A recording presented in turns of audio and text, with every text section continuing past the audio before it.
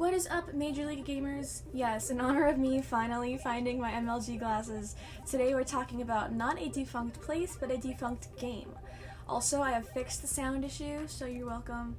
Well, almost fixed. I can tell there's kind of a hum going on. I'm not quite sure how to remedy that. This is my first time using this new microphone, but it's pink and it has RGB and matches my headphones, so I mean, what could go wrong?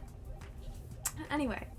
The former mobile game Flappy Bird, while only existing for a mere 8 months, seems to have a lasting effect on pop culture history and remains a sort of legend to this day. But the question is, what ever happens to Flappy Bird? Flappy Bird was created by Vietnamese game developer Dong Nguyen under his company Gears. It became available on the iOS and Android app stores on May 24, 2013.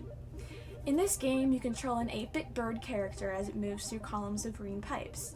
Each time you tap the bird, it jumps higher, and the goal is to reach through the openings between the pipes without hitting them, which would result in a game over. The bird moves progressively faster until the game becomes virtually impossible as it speeds up.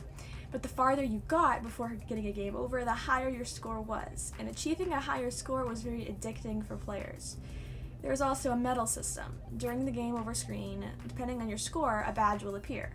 A bronze medal if the player earned 10 or more points, a silver if they earned 20, gold for 30 points, and platinum for 40 and above. According to Nguyen, the action of bouncing a ping pong ball on a paddle was the inspiration for the game. During Flappy Bird's time on the App Store, it was earning over $50,000 a day from in-app advertisements and downloads. The highly addictive nature of the gameplay was a contributor to its massive success, but also the cause of its ultimate demise, as creator Dong Nguyen removed his creation from the App Store on February 10, 2014.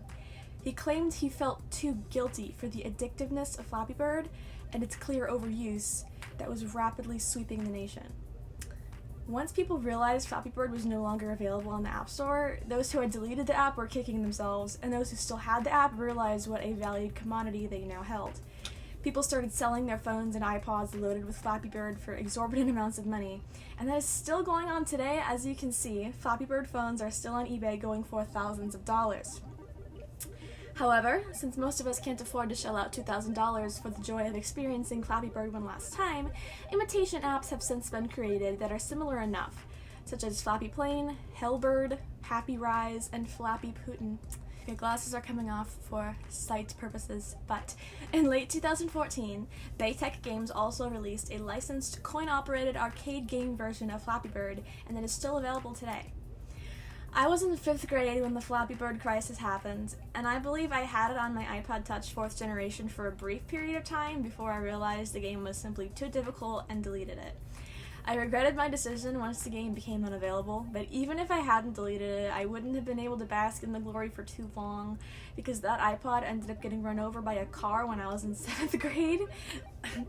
When I accidentally dropped it walking to school and found nothing but a crushed partial earbud on the asphalt the next day. Either that or someone picked it up and left the earbuds to get crushed. Maybe it's still out there somewhere. Hey, if anybody knows the whereabouts of my white iPod Touch 4th generation with a My Chemical Romance sticker on the back, call this number. Anyway, that concludes our segment on Flappy Bird today, but much like all other things from our childhood that no longer exist, we keep them alive in our memory and by telling their stories. That's all for today, Major League Gamers, and thanks for watching.